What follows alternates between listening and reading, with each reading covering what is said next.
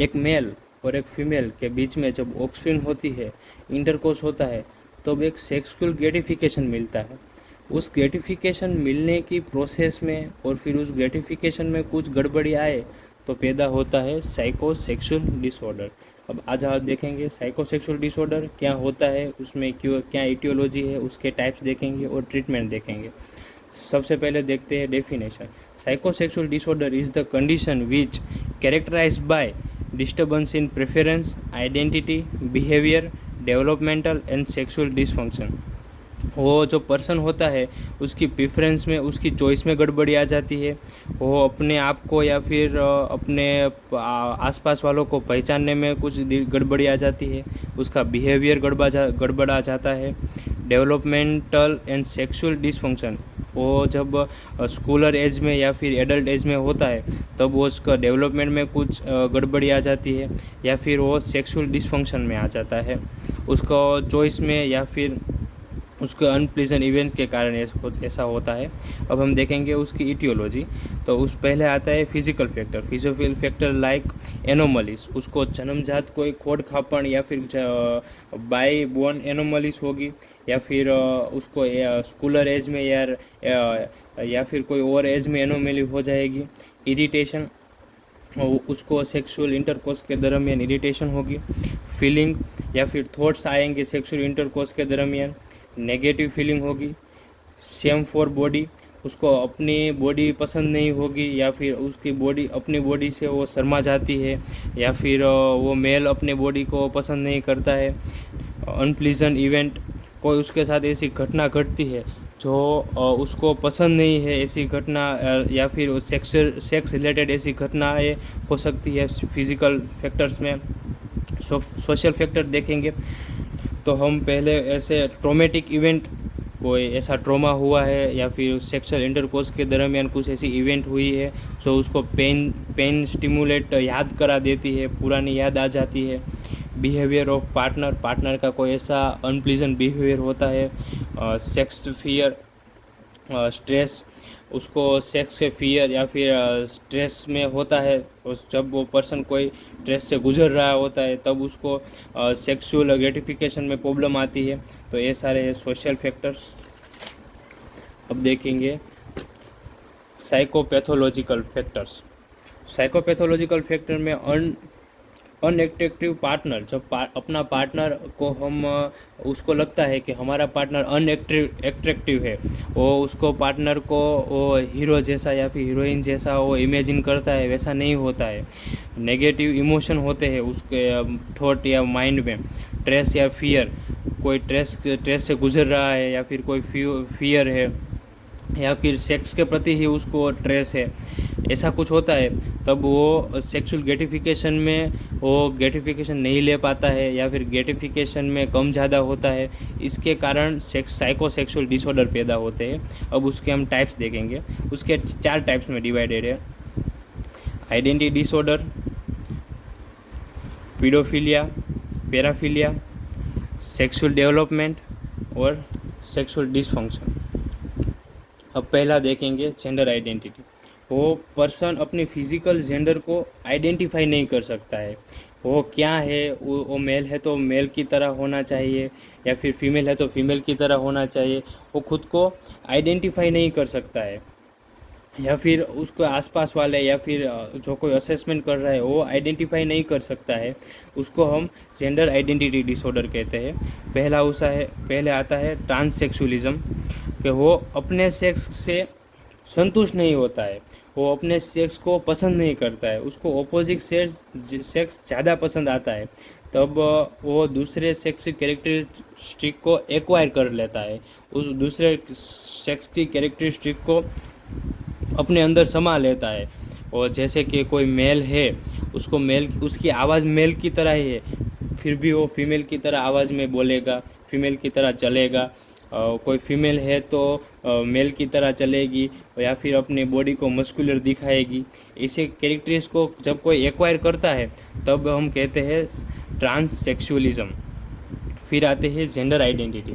कोई person gender identity in children, जब वो पर्सन अपने सेक्स को पसंद नहीं करता है आगे का उसकी तरह ही पसंद नहीं करता है, और दूसरे सेक्स की कैरेक्टर्स उसको पसंद आती है, और वो उसके तरह नखरे दिखाता है, नखरा उसको उसकी तरह काम करता है।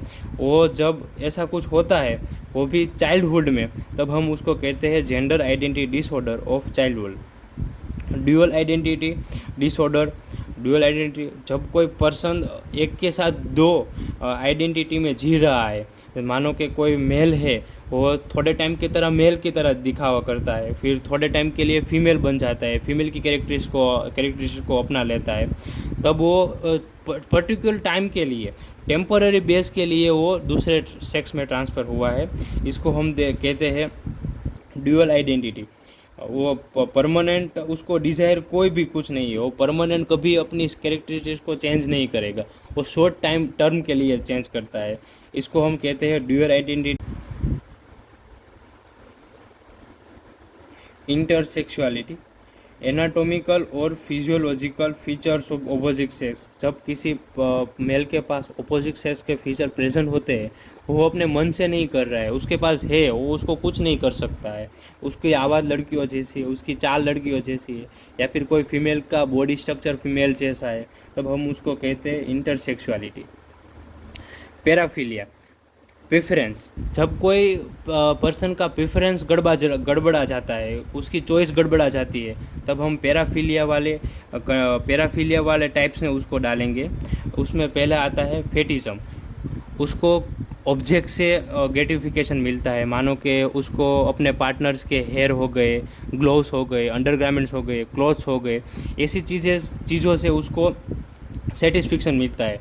उसमें किसी ऑब्जेक्ट प्रेजेंट होता है, जब ग्रेटिफिकेशन मिलता है, तब उसको हम कहते हैं फेटिसिज्म। ट्रांस वेस्टिसिज्म, वो वेस्टिसिज्म का मतलब होता है पहनना। वो अपने ऑपोजिट सेक्स से क्लॉथ पहनता है, तब उसको ग्रेटिफिकेशन मिलता है। अब ये दोनों सेम है, आपको ऐसे ही याद रखना है। मैंने आपको नोट्स के फॉर्म में ही सब कुछ समझाया है, और उसमें ही आपको सब कुछ दिखाया है, तो आप ऐसे ही लिखिएगा।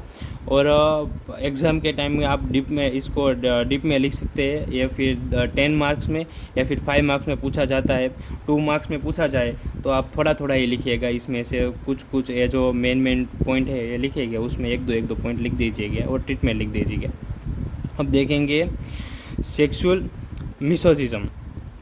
मिसोजिज्म का मतलब होता है अपने पर लेना। जब वो पेन रिसीव करता है और अपने पर पेन लेता है, मानो कि कोई फीमेल है, उसको सेक्सुअल इंटरकोर्स के दरमियान उसको स्टिमुलेट देते हैं, पेन स्टिमुलेट देते हैं, उसको मारते हैं, तब उसको ग्रेटिफिकेशन मिलता है, उसको तब मज़ा आता है।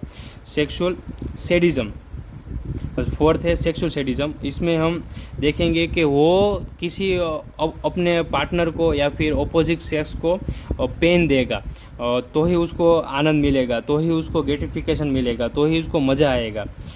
वेम्पायरिज्म, इसमें कोई पर्सन को जब ब्लड देखता है सेक्सुअल इंटरकोर्स के दरमियान, तो उसको और ब्लड देखने की इच्छा होती है, वो ब्लड देखने में उसको ग्रेटिफिकेशन मिलता है, इसको हम वेम्पायरिज्म बोलेंगे। ये तीनों सेम है, तो आप इसको साथ में याद रखिएगा। मेसोजिज्म में पेन को रिसीव करने में ग्रेटिफिकेशन मिलता है, सैडिज्म में पेन देने को ग्रेटिफिकेशन मिलता है, और वेम्पायरिज्म में जब ब्लड देखता है तब ग्रेटिफिकेशन मिलता है। एक्जिबिनिज्म, जब वो नेकेड होता है, जब वो नंगा होता है, तब उसको ग्रेटिफिकेशन मिलता है, या फिर वो नंगी होती है तब उसको ग्रेटिफिकेशन मिलता है। वो जब कोई उसको नेकेड देखता है, कोई उसको देख ले नेकेड, तब वो तो उसको ग्रेटिफिकेशन मिल जाती है। 7th है वेरियोजिज्म। वेरियोजिज्म में क्या होता है कि जब कोई पर्सन नेकेड होता है, तब उसको हम देखते हैं तो हमको ग्रेटिफिकेशन मिलता है। कोई ऐसा पर्सन है जो सेक्सुअल एक्टिविटी में इन्वॉल्व है, उसको देख लेते हैं तो हमको ग्रेटिफिकेशन मिल जाता है। यह है 7th है वेरियोजिज्म। अब 8 है फ्रोटेयूरिज्म। उसको जब कोई हम उसको पहचानते नहीं है, ऐसा पर्सन, या फिर उसको स्ट्रेंजर कहते हैं, जब कोई स्ट्रेंजर उसको टच करता है या फिर स्ट्रेंजर हमको टच करता है, और हमारे अब स्ट्रेंजर के टच पे हमको ग्रेटिफिकेशन मिलने लगता है, तब हम फ्रोटेयूरिज्म वाले सेक्सुअल साइकोसेक्सुअल डिसऑर्डर में है, ऐसा कह सकते हैं। पीडोफिलिया वो सिंपल है, ये तो सिंपल है कि कोई बच्चे के साथ सेक्सुअल एक्टिविटी परफॉर्म करता है और उसको ग्रेटिफिकेशन मिलता है, जो एडल्ट है या फिर प्री स्कूलर है, स्कूलर है, उसको ग्रेटिफिकेशन चाइल्ड के साथ सेक्सुअल इंटरकोर्स में मिलता है, तब उसको हम पीडोफिलिया कहते हैं। जूफिलिया, जब किसी को एनिमल के साथ सेक्स करने में ग्रेटिफिकेशन मिलता है, तब उसको जूफिलिया कहते हैं। साइकोसेक्सुअल डिसऑर्डर में थर्ड टाइप है सेक्सुअल डेवलपमेंट, होमोसेक्सुअलिटी। जब कोई पर्सन एक अपने सेक्स के समान सेक्स के साथ वो ग्रेटिफिकेशन मिलने लगता है, तब उसको हम कहते हैं होमोसेक्सुअलिटी। आदमी हूँ, आदमी से प्यार करता हूँ, ऐसा कुछ होने लगता है, या फिर फीमेल को फीमेल के साथ ही ग्रेटिफिकेशन मिलता है, उसको स्पेसिफिक वर्ड है पर हम यहाँ पे नहीं कह सकते, ऐसा कुछ होता है, तब हम उसको होमोसेक्सुअलिटी कहते हैं। ईगो सिंटोनिक में क्या होता है कि वो खुलेआम कहता है कि मैं ऐसा हूँ, मुझे आदमी हूँ, आदमी से प्यार हो रहा है, मुझे आदमी के साथ ही सेक्सुअल सेटिस्फिक्शन मिलता है, वो जब खुलेआम कहता है तब हम कहते हैं ईगो सिंटोनिक। ईगो डिस्टोनिक, जब कोई आदमी जब वो अपनी इस बात को छुपाता है या फिर फीमेल इस बात को छुपाने लगती है, तब हम कहते हैं ईगो डिस्टोनिक। बाइसेक्सुअलिटी, इसमें क्या होता है कि एक ही पर्सन को दोनों सेक्स के साथ ग्रेटिफिकेशन मिलने लगता है, मेल को मेल के साथ और फीमेल के साथ, फीमेल को फीमेल और मेल दोनों के साथ सेक्सुअल ग्रेटिफिकेशन मिलने लगता है, सेक्सुअल इंटरकोर्स करने में मज़ा आता है, आनंद मिलता है, तब हम उसको बाइसेक्सुअलिटी कहते हैं। अब उसका फोर्थ टाइप है साइकोसेक्सुअल डिसऑर्डर का, सेक्सुअल डिसफंक्शन। जब वो सेक्सुअल इंटरकोर्स परफॉर्म करने में डिसफंक्शन होता है, वो अच्छी तरीके से कर नहीं पाते, तब हम कहते हैं सेक्सुअल डिसफंक्शन। इसमें पहली है फर्जिडिटी, कि उसको डिज़ायर ही कम हो गया है, उसको इच्छा ही मर गई है, उसकी इच्छा ही कम हो गई है, उसको वो परफॉर्म करने के लिए इच्छा ही नहीं होती है, उसको परफॉर्म करने के लिए कुछ टाइम ड्यूरेशन में, उसको 1 ईयर है, 2 ईयर में उसको इच्छा ख़त्म हो गई है, उसका डिज़ायर ख़त्म हो गया है, तो वो हम उसको कहते हैं फर्जिडिटी। इरेक्टाइल डिसफंक्शन, जब पेनिस सेटिस्फिक्शन मिलने से पहले पेनिस का इरेक्टाइल जो ख़त्म हो जाता है, वो पूरे टाइम के दौरान चल नहीं पाता है, तब हम उसको कहते हैं erectile dysfunction. Premature ejaculation, satisfaction मिलने के पहले इजैक्यूलेशन हो जाता है, सीमन बाहर आ जाता है, तब हम उसको कहते हैं प्रीमेच्योर इजैक्यूलेशन। डिस्पेरोनिया, इसमें जब हम सेक्सुअल इंटरकोर्स करते हैं तो जेनिटल में से पेन होता है, वजाइना हो गया, पेनिस हो गया, जैसे पेन सेंसेशन होता है, तो उसको हम डिस्पेरोनिया कहते हैं। अब हम ट्रीटमेंट देखेंगे कि ट्रीटमेंट क्या क्या है। सपोर्टिव साइकोथेरापी दे सकते हैं, उसको सपोर्ट कर सकते हैं कि भाई ये सब कुछ आपको जब भी हो रहा है और थोड़े टाइम में रिलीव हो जाएगा, आपको अपने पर विश्वास रखना है। बिहेवियर थेरापी दे सकते हैं, एवर्जन थेरापी। ऐसा इसमें क्या होता है कि जब कोई पर्सन को फेटिसिज्म हो रहा है, उसको ऑब्जेक्ट के साथ स्टिमुलेट मिल रहा है, मानो कि उसको अपने पार्टनर के हेयर ले लिए और वो जब हेयर के साथ वो ग्रेटिफिकेशन ले रहा है, तब हम उसको पेन देंगे या फिर उसके सामने वॉमिटिंग की वीडियो चला देंगे या फिर उसको अनप्लीजेंट स्टिमुलेट देंगे, जो उसको पसंद नहीं है, ऐसा कुछ करेंगे उसके साथ, तब वो उसको इच्छा धीमे धीमे ख़त्म होने लगती है ऐसा करने की, और वो अच्छे पर्सन की तरह बिहेव करने लगता है। एवर्जन थेरापी है, उसका जो माइंड है उसको डाइवर्ट करना होता है। साइको एनालिसिस कर सकते हैं। अब है ये है कॉम्पिटिटिव एग्ज़ाम के लिहाज से जो आईएमपी टॉपिक है, मास्टर एंड जोन्स टेक्निक। इसमें क्या होता है, for psychosexual dysfunction in both partner, जब कोई पार्टनर को बोथ पार्टनर में है सेक्सुअल डिसफंक्शन के लिए यूज़ करी जाती है, उसको ड्यूअल सेक्सुअल थेरापी कहते हैं। इसमें होता क्या है कि वो पार्टनर को सेक्सुअल एक्टिविटी परफॉर्म करने के लिए कहते हैं, इंडिविजुअल या फिर दोनों का एक साथ कंबाइन कपल में। जब वो एक्टिविटी परफॉर्म करते हैं तब उसको डिसफंक्शन है वो रिलीव होने लगता है और उसको उसमें मज़ा आने लगता है। ऐसे ही वो रिलीव हो जाते हैं इस डिसऑर्डर से। उससे हम उसको हम नॉलेज देते हैं, उसको अफेक्शन में मदद करते हैं एक दूसरे के साथ। ये ड्यूअल सेक्सुअल थेरापी इसको कहते हैं। मोस्ट आईएमपी क्वेश्चन आया हुआ है कॉम्पिटिटिव एग्ज़ाम में। और परफॉर्मेंस सेक्सुअल डिसऑर्डर में हम प्रोपेनोलोल दे सकते हैं, इरेक्टाइल डिसफंक्शन हो गया ऐसे में। और